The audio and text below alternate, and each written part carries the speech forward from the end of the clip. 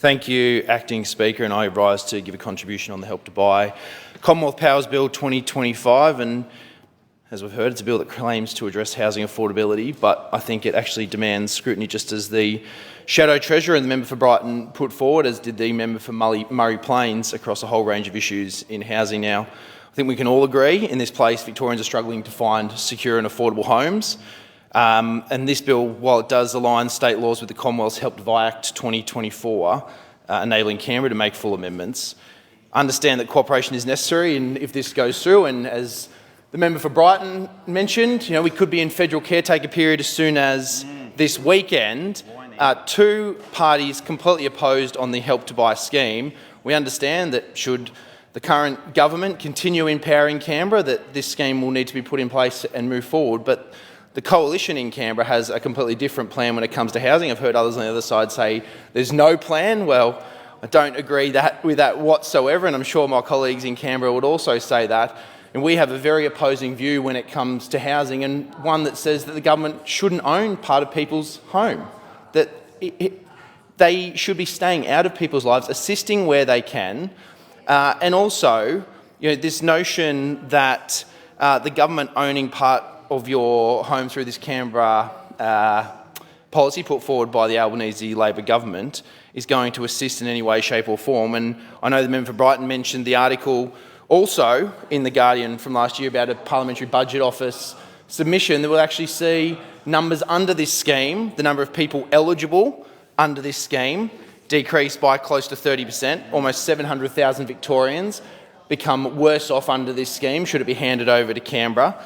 We also know that the thresholds for income would be reduced, and the price of a house would be reduced. And the member for Murray Plains made an interesting remark, and one that seems to get lost on those on the other side of the chamber when it comes to the cost of housing in this state. For a government that's been in power for over 10 years now, to talk about a housing crisis, one that's been created under their watch by them whilst they've been in power, but an understanding from that side to say you don't make housing cheaper by adding further taxes. And the member for Murray Plains was right.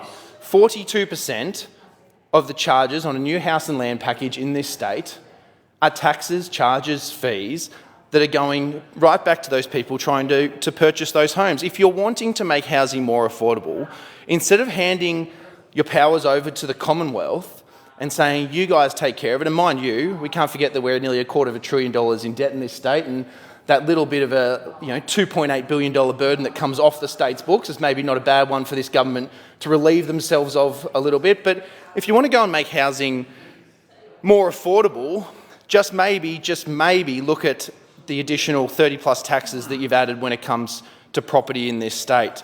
You don't make anything more affordable by adding extra taxes onto it. And I'll speak locally.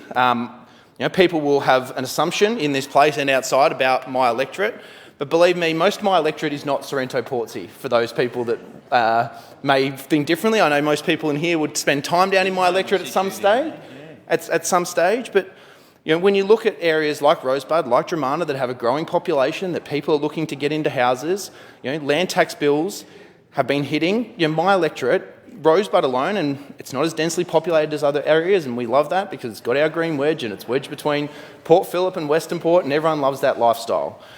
But at the same time, in Rosebud and surrounding areas alone right now, there are more than 700 properties on the market on realestate.com.au because people can no longer afford the land tax bills that come with owning those properties. Now, some of those people, yes, maybe a holiday house, but a lot of them aren't the extravagant ones you might see on the photos on the cliff. They're ones that their grandparents may have bought 50 or 60 years ago that have been passed down through the family, or in fact, they're the properties that people actually rent out. And people seem to forget in this chamber, especially those on the other side, that anyone who is renting is actually doing so from a person who owns the property and has decided to put that house on the long-term rental market. Now, if you keep increasing land tax on the owner, at some point, one of two things is going to happen. The rent on that property is going to go up, and so it's more expensive for renters to be able to rent that home, or they make the decision that they don't pass it on, they wear the cost until they can no longer wear it and they put that property on the market. Now, we know that 1 in every 3 properties that goes back onto the long-term rental market, goes onto the market for sale, only 1/3 of those come back onto the long-term rental market. So you're actually creating this process whereby you're taxing a diminishing supply of properties on the long-term rental market, and those numbers are decreasing and decreasing. We need to make sure we have policy in this area that's sustainable for the state.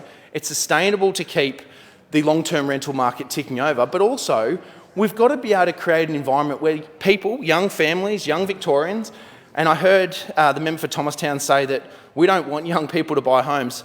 I think that one of the biggest, that is exactly what the member for Thomastown said, that the Liberal Party doesn't want young people to be able to afford homes. And I would argue that one of the core values that we believe in this side of the House is home ownership, that is personal responsibility and is aspiration, the opportunity for someone to get ahead. You know, we don't necessarily believe that the government should be owning a part of your home. We want to do everything we can to create an environment where young people can get into the housing market in a sustainable way and be able to do so without the government having an impact in their everyday lives. Now, the member for Brighton did introduce a reasoned amendment, and I support the Shadow Treasurer in that reasoned amendment that read that all words after that be omitted and replaced by the words noting the contrasting position of the 2 major federal political parties on this policy.